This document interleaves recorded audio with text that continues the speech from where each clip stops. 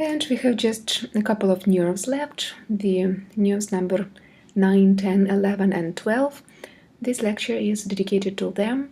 I also will give you some summary on the parasympathetic outflow from the cranial cavity in this lecture. We will talk and discuss the parasympathetic ganglia and parasympathetic nuclei to which this parasympathetic outflow is attached, and of course the function, what exactly is supplied by one or another parasympathetic branch. So I hope you will find this lecture as useful as it is. Let's begin. The glossopharyngeal nerve, the cranial nerve number 9, emerges by a number of filaments from the lateral aspect of the medulla. Its roots appear just above the roots of the vagus and accessory nerves. All these nerve roots leave the cranial cavity together, passing via the anterior part of the jugular foramen. The filaments of the glossopharyngeal nerve are the axons of the central, efferent, or peripheral afferent neurons, which form the nuclei in the brainstem and sensory ganglia along the nerve course. 4 nuclei are involved in the formation of this nerve. The nucleus ambiguus gives origin to the branchiomotor branch through the only muscle, the stylopharyngeus. The inferior salivatory nucleus provides the efferent descending fibers to the parotid gland. The nucleus of solitary tract receives all kinds of visceral sensation via the general visceral afferent fibers from the receptors of pain, touch, temperature located in the mucous membranes of the oropharynx, and the special visceral afferent fibers, the taste fibers from the posterior third of the tongue. The spinal nucleus of the trigeminal system receives general somatic afferent fibers from the receptors of pain, touch, temperature located on the tympanic membrane, external acoustic meatus, and dura mater. Thus, the nerve is composed of 5 types of fibers with the dominance of the afferent ones. 2 sensory ganglia are associated with the glossopharyngeal nerve. One, the inferior one, is located below the jugular foramen, and the second, the superior one, just within it. Outside of the skull, the nerve deviates medially, crosses the internal carotid artery, and passes downward along the stylopharyngeus muscle, which it supplies. Peripheral fibers from nucleus ambiguus come here to supply this muscle. Finally, it enters pharyngeal wall, passing between the superior and middle pharyngeal constrictors, and enters the oropharynx. Here it provides the general and special sensation to the posterior third of the tongue and general sensation to the mucous membrane of the back of the oral cavity and oropharynx, tonsils, carotid sinus and carotid body, gamma and baroreceptors of the carotid system are located here, to the auditory tube and the mucosa of the middle ear via the tympanic branch. These sensory fibers do synapse in the superior and inferior sensory ganglia and are connected with the nucleus of the solitary tract. General visceral afferent with the lower part of the nucleus and special visceral afferent with the upper part. The general somatic sensory fibers branch out from the inferior nucleus and are sent upward as the dural and auricular branches. The secretomotor fibers first follow the tympanic branch of the glossopharyngeal nerve, then they become separated from the tympanic plexus as a lesser petrosal nerve. The last one enters the cranial cavity, passing parallel to the greater petrosal nerve in the groove of the lesser petrosal nerve, then leaves the cranial cavity via the foramen ovale to synapse on the otic ganglion located just below it.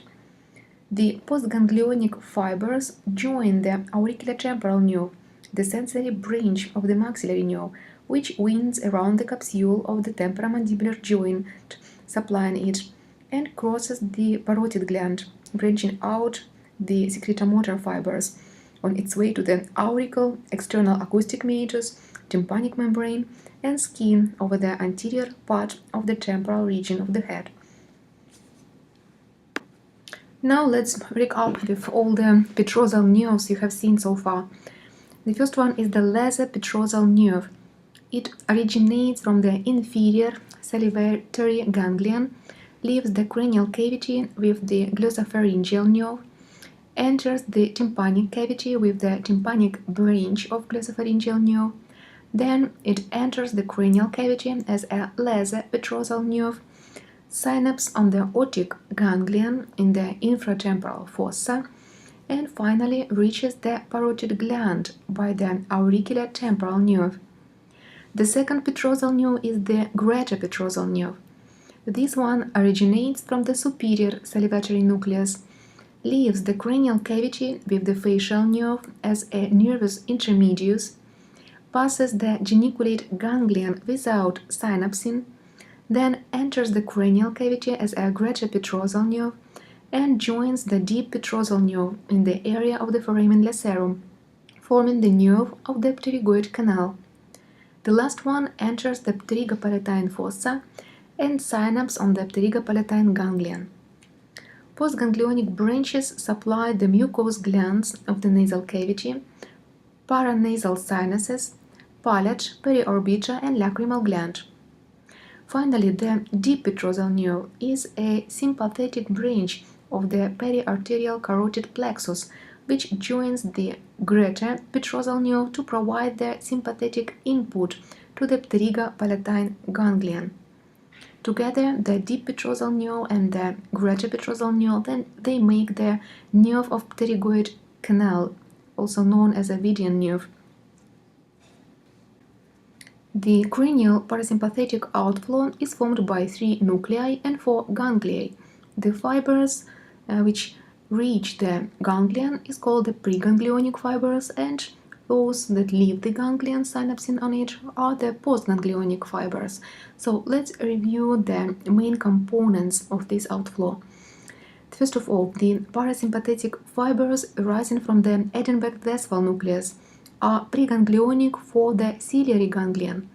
The postganglionic nerve fibers are motor to smooth intraocular muscles such as the sphincter papilla and ciliary muscle. The peripheral fibers of the superior salivatory nucleus are secretomotor to the lacrimal and all salivary glands of the mucous membranes of nasal, paranasal, and oral cavities. They synapse on the pterygopalatine ganglion. In parallel with the special visceral afferent fibers for spatial sensation of taste, the chorda tympani carries the preganglionic secretomotor fibers to the submandibular ganglion. The postganglionic fibers run to supply the sublingual and submandibular salivary glands.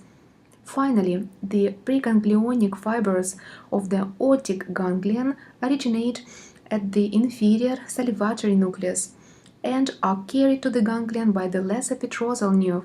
The postganglionic fibers supply the parotid gland. The vagus nerve arises by a series of rootlets from the lateral aspect of the medulla. These rootlets merge and leave the cranium, passing via the jugular foramen, together with the glossopharyngeal and accessory nerves. As well as the glossopharyngeal nerve, the vagus nerve is composed of 5 types of fibers. The sensory fibers are the general somatic afferent, general visceral afferent, and special visceral afferent, and the motor fibers are the general visceral efferent and the special visceral efferent. The nuclei which participate in formation of the vagus nerve are the spinal nucleus of the trigeminal nerve, the nucleus of the solitary tract, the nucleus ambiguous, and the dorsal vagal nucleus. Now let's try to connect these fibers to the nuclei, the central attachment, and to the structures they supply on the periphery, the peripheral attachment. So, the general somatic afferent fibers synapse on the superior sensory ganglion and enter the spinal sensory nucleus of the trigeminal nerve. They form the auricular sensory somatic branch, which participates in the innervation of the external acoustic meatus and tympanic membrane together with the cranial nerves number 5, 7, and 9. All these nerves are related to the pharyngeal arches, to the embryology.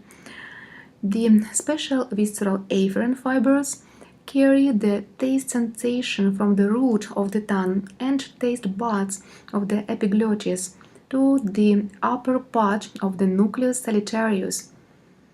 The general visceral afferent fibers bring the sensory visceral sensation from the mucosa of the inferior pharynx, larynx, trachea, and from all the viscera of the thorax and abdomen till the transverse colon.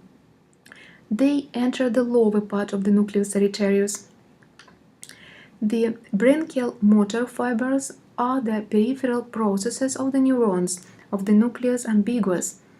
They reach the muscles of the soft palate, pharynx, and intrinsic laryngeal muscles, and one extrinsic tongue muscle, the palatoglossus, that is a palatine muscle based on its derivation and innervation. The most significant output of the vagus nerve is the secretor motor, to parasympathetic to the thoracic and abdominal viscera, and this output begins in the dorsal nucleus of the vagus. The vagus nerve has two ganglia, the superior and inferior ones. The superior ganglion lies in the jugular foramen and is mainly concerned with the general sensory component of the nerve. The inferior ganglion, also known as nodose ganglion, is concerned with the visceral sensory component of the nerve. The nerve itself enters the carotid sheath and descends to the thorax, giving off the pharyngeal, laryngeal, and cardiac nerves on its way. It has an asymmetrical course on the right and on the left due to features of the embryological development, such as asymmetry of the aortic arches and the rotation of gut. The spinal accessory nerve, the cranial nerve number 11, supplies somatic motor fibers to the sternocleidomastoid and trapezius muscles. The spinal accessory nucleus lies within the cervical spinal cord, the level C1, C5, in the posterolateral aspect of the anterior horn. The nucleus ambiguus is classically said to provide the cranial component of the accessory nerve. However, it is considered to be a part of the vagus nerve nowadays. The nerve arises as rootlets from the sides of the spinal cord in the superior 5 or 6 cervical segments. They ascend into the cranial cavity via the foramen magnum and exit through the jugular foramen. The accessory nerve descends along the internal carotid artery, penetrates and innervates the sternocleidomastoid, and emerges from the muscle near the middle of its posterior border, crossing the lateral cervical region to reach the trapezius muscle. The hypoglossal nerve, the cranial nerve number 12, arises as a purely motor nerve by several rootlets from the groove between the pyramid and olive of the medulla. The roots are the peripheral processes of the hypoglossal nucleus located in the medulla. Nerve leaves the cranial cavity, passing the hypoglossal canal. Then it goes inferiorly, medial, to the angle of the mandible and curves anteriorly to enter the tongue. Its terminal lingual branches supply the styloglossus, hyoglossus, genioglossus, and all intrinsic muscles of the tongue. Some motor branches of the cervical plexus from C1 and C2 accompany the hypoglossal nerve to reach the hyoid muscles. These nerves make a loop on the anterior wall of the carotid sheath called the ansa cervicalis, which connects the anterior rami of C1 and C2 and supplies motor fibers to the infrahyoid muscles. One sensory branch from the sensory spinal ganglion of C2 joins the hypoglossal nerve as a meningeal branch. which goes cranially and supplies the dura of the posterior cranial fossa. So there are 12 cranial nerves in total: the olfactory nerve, cranial nerve number 1, and the optic nerve. They originate from the cerebrum, from the telencephalon and the diencephalon, and all the other cranial nerves from the 3 to 12, they arise from the brainstem. Some nerves arise from a specific part of the brainstem, like a midbrain, pons or medulla, and others from a junction between two parts. The trochlear nerve, the cranial nerve number 4, comes from the posterior side of the midbrain. The oculomotor nerve appears from the midbrain-pontine junction. The trigeminal nerve, the nerve number 5, is associated with the pons. The pontomedullary junction gives rise to the abducent, facial, vestibulocochlear nerves. From the medulla itself, the cranial nerves 9 to 12 arise, and those are the glossopharyngeal, the vagus, the accessory, and hypoglossal nerves. Each cranial nerve has its unique central and peripheral attachments and function, schematically summarized on this slide. Knowledge of the anatomy of the cranial nerves is important for understanding of the head and neck region,